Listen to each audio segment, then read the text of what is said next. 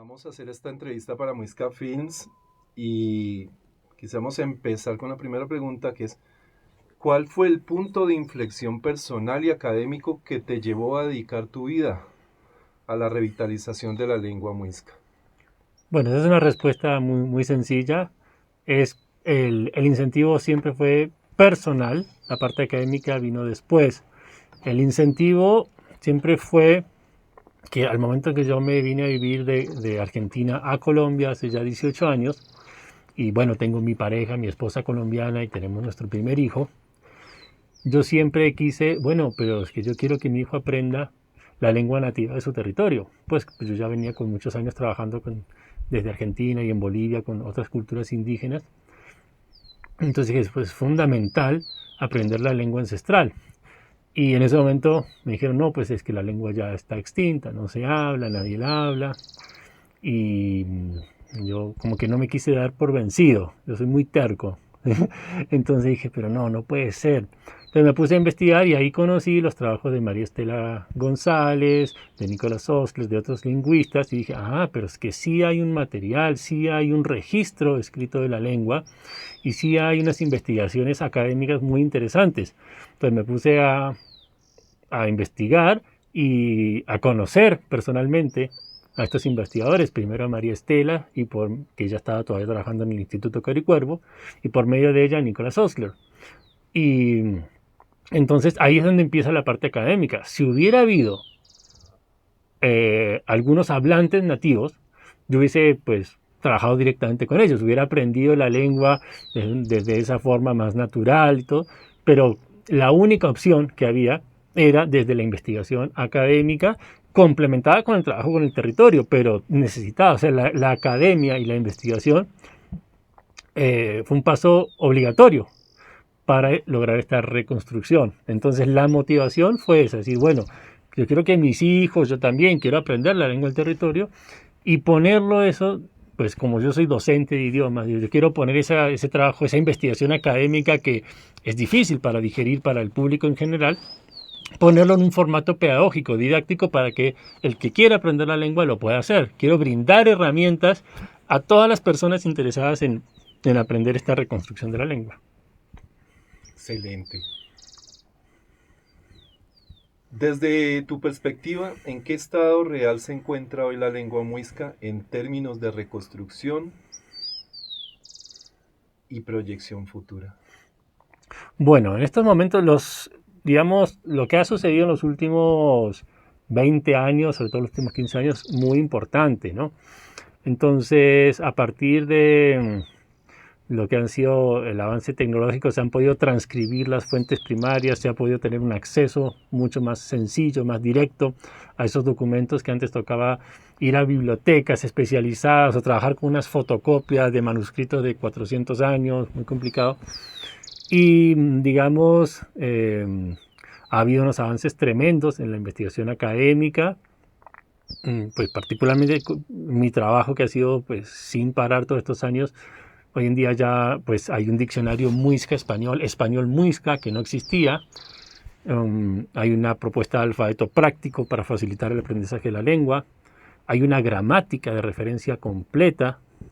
Y también están las cartillas para niños que he redactado, con ilustraciones, trabajado con distintos ilustradores, cursos en línea, talleres.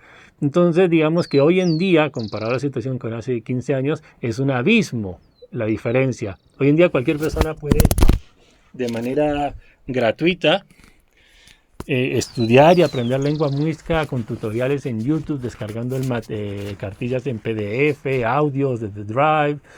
Entonces, ha habido una mejora increíble en las condiciones favorables para el aprendizaje. Lo que no ha habido es un interés real y suficiente por parte de personas de aprovechar ese material. O sea, hace 15, 20 años, cuando yo comencé, la gente decía, ay, queremos aprender la lengua, sí, nos interesa. Pero no podemos porque no hay de dónde aprender nada. Y ahora que está ese material, es como que siempre hay una excusa, ¿no? Es que no, es que no. Antes decía, no, es que hay que pagar los cursos, los puse gratis.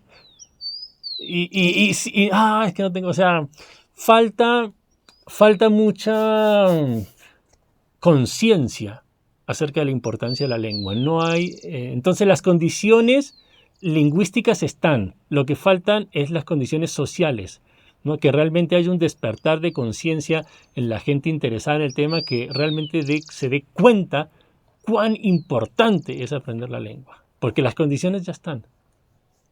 ¿Cómo se equilibra la fidelidad histórica con la necesidad de adaptar la lengua a contextos contemporáneos?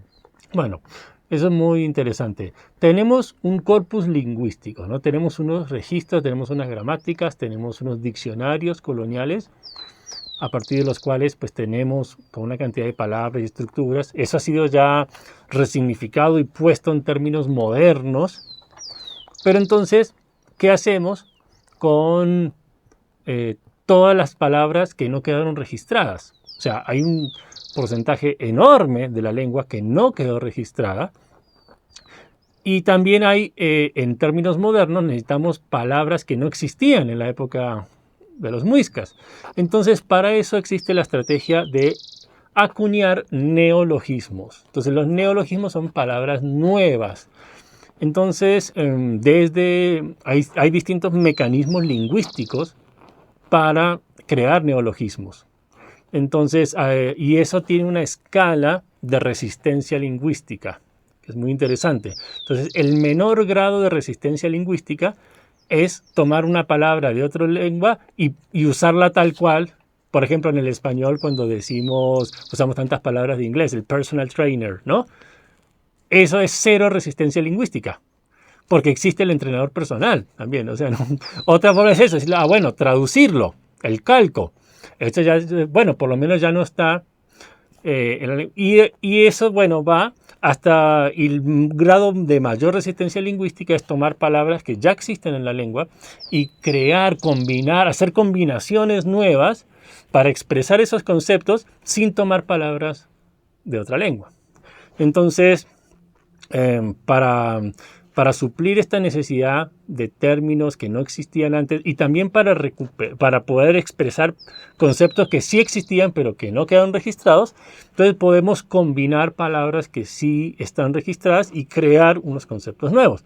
Por ejemplo, un concepto muy importante es el concepto de la minga, el trabajo comunitario. Entonces eso no quedó registrado.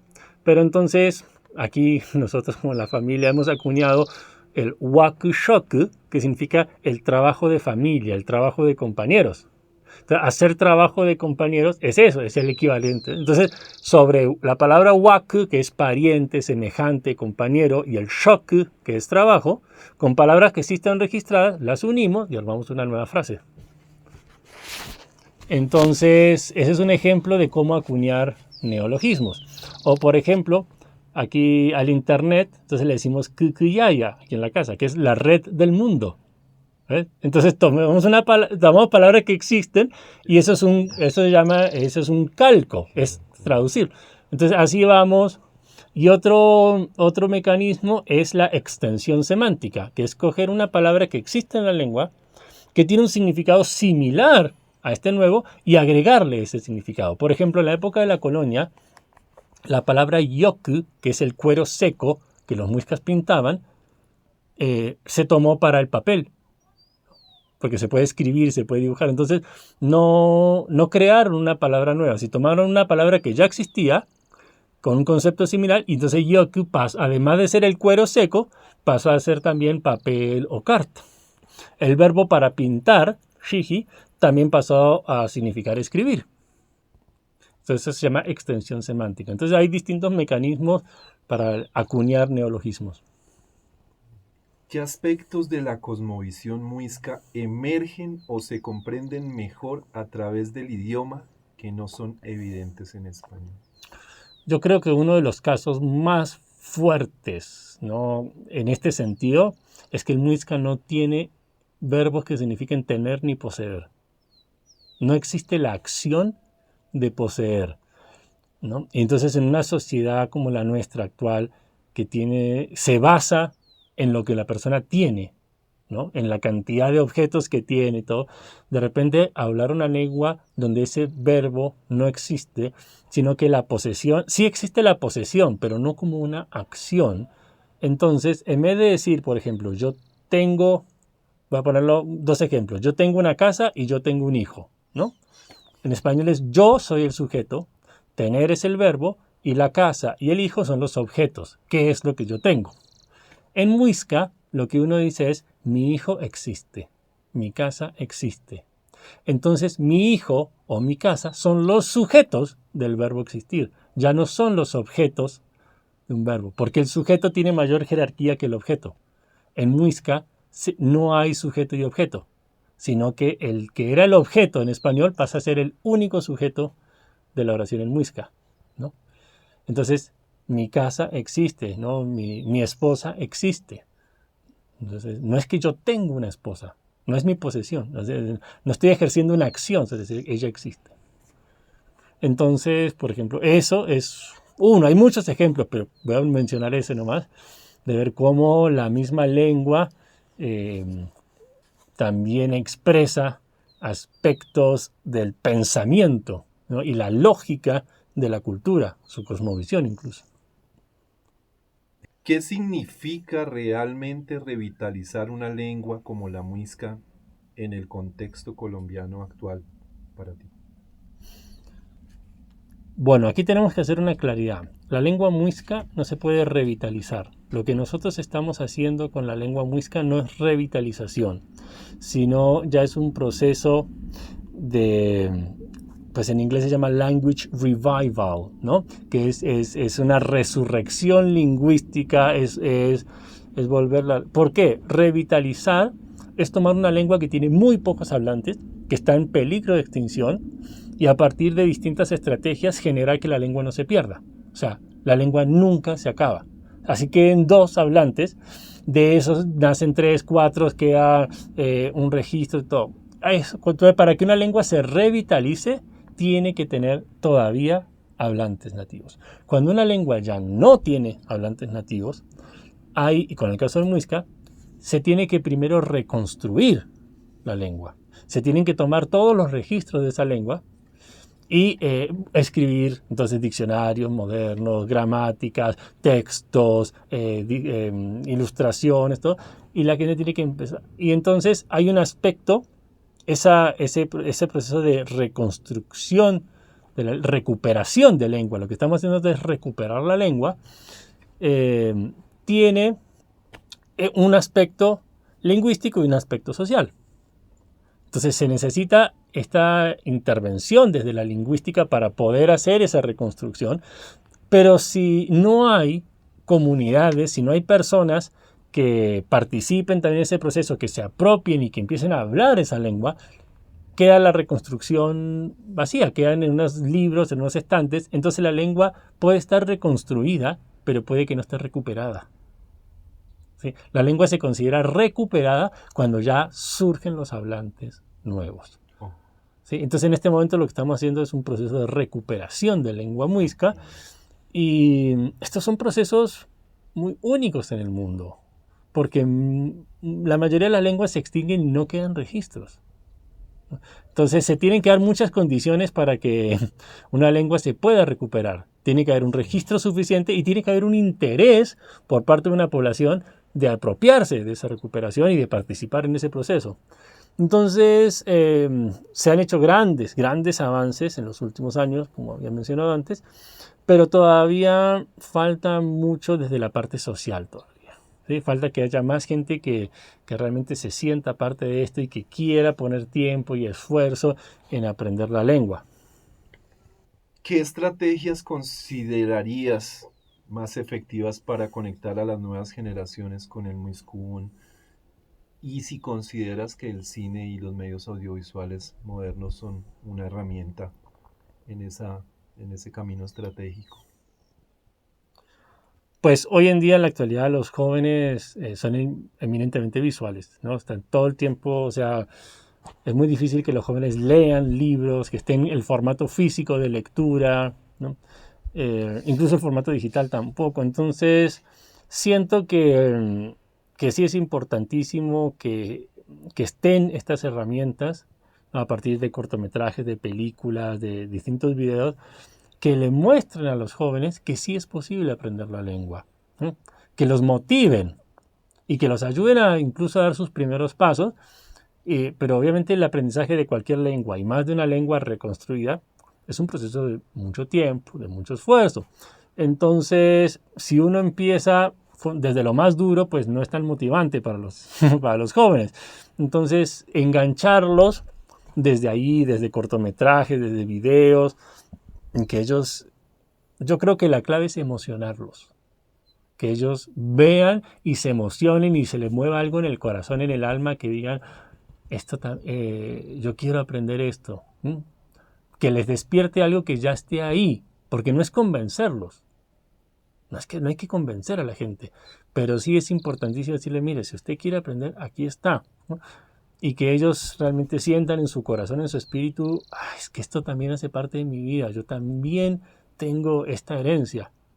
Entonces siento que es mucho que desde el arte, desde la música, desde pues el cine, sí se puede lograr ese acercamiento que ojalá funcione mucho más a nivel emocional que a nivel consciente o a nivel racional. Desde tu experiencia, ¿qué errores suelen cometer las producciones audiovisuales al representar lenguas indígenas y cómo se pueden evitar? ¿Cómo se podrían evitar? Aquí tenemos que tener muy presente que lengua y cultura son los dos lados de una misma moneda, ¿sí? Entonces, al momento que se va a hacer una producción audiovisual que va a tener pues un elemento fuerte de una lengua indígena, eso tiene que ir junto y en paralelo con un trabajo muy fuerte de cultura, porque entonces si no se pueden dar casos que la parte lingüística, la lengua está relativamente bien representada, pero la parte cultural no. Entonces, que por distintas razones, digamos, las personas estén hablando una lengua que represente cierta etnia y esa etnia tenga unos ciertos usos y costumbres y que en la película los usos y costumbres no estén bien representados, pero la lengua sí. Entonces, es muy importante tener esa investigación totalmente global, ¿no? De lengua y cultura para que vayan de la mano. ¿Cómo describirías la musicalidad y la carga emocional del muiscubún frente a otras lenguas indígenas o romances?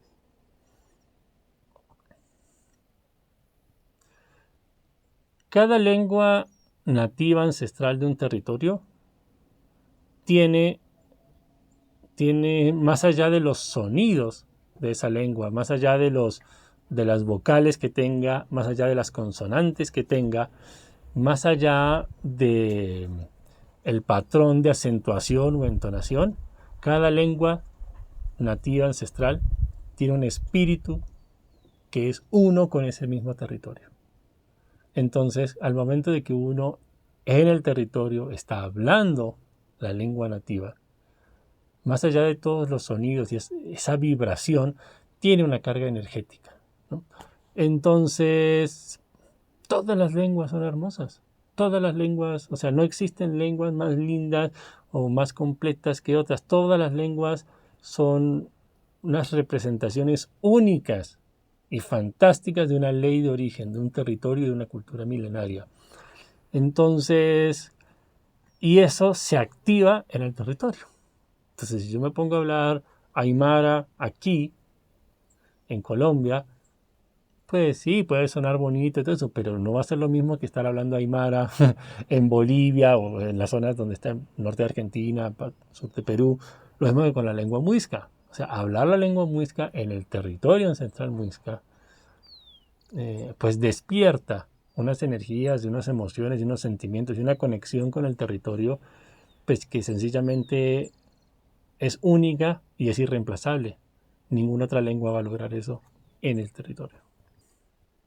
En un escenario ideal, dentro de 20 o 30 años, ¿cómo te gustaría ver viva la lengua muisca en la sociedad? Pues me gustaría dar mucha más presencia de la lengua muisca en señalizaciones dentro de los carteles de las ciudades, que haya una presencia visual y auditiva mucho mayor. Y me encantaría ver procesos familiares y comunitarios ya de tercera generación, o sea, gente que empiece ahora, ¿no? Así, por ejemplo, como yo le he enseñado a mis hijos, ya quisiera ver a mis hijos enseñándole a mis nietos, en una tercera generación ya aprendiendo y en distintos procesos. Las herramientas, ya hay muchas herramientas, siempre se va a poder crear más material, ¿no? Eso es infinito. Pero sí me gustaría ver gente realmente apropiada y dedicada y comprometida con el tema y ver hablantes de distintas generaciones, ver niños, jovencitos y ya personas un poco mayores. Eso sería muy interesante. ¿Tú crees, puedes vislumbrar que en un futuro cercano haya personas del mundo, de otras culturas como Asia, como Europa, como América, que vean esto como algo nuevo y llamativo y comiencen también a llevarlo y a hacerlo más visible a nivel mundial? La verdad eso ya está sucediendo bastante. Hay una cantidad enorme de investigadores que han venido a hacer tesis de pregrados, de grado, de maestrías, de doctorados. O sea, lamentablemente hay quizás más interés a veces por fuera que aquí, ¿no? Entonces hay mucha gente de muchas partes del mundo que encuentra muy, muy interesante todo este proceso porque, pues como dije antes, son procesos muy únicos en la historia de la humanidad. No son muchas las lenguas que se han logrado recuperar, que no solo reconstruir, sino recuperar, que se estén hablando nuevamente, ¿no? Entonces, eso es un campo de acción que le interesa a los lingüistas, a los antropólogos, a los sociólogos. O sea, hay muchas personas de distintas disciplinas que lo resulta muy interesante. Personas de otras etnias que quisieran hacer como procesos similares y que también eh, pues quieren conocer la experiencia. Entonces sí siento que ya hay un gran interés por personas de distintas partes del mundo y a medida que este proceso vaya creciendo y madurando, pues ese interés irá creciendo también. Shibu uzwa chukuka Facundo Sarabia bu Rakiran ichonsuka muskubun fihistak chukubun suka nga hok chubgasqua. Hola a todos y todas, mi nombre es Facundo Sarabia, soy hablante de Muisca moderno y docente de esta lengua. Y aquí desde Ráquira les envío un saludo muy especial a toda la comunidad de Muisca Films y a ustedes les digo que estén muy pendientes porque se van a venir unas producciones fantásticas trayendo al presente toda esta reconstrucción de la memoria ancestral de la cosmovisión y cultura muisca. Haspka, hasta luego.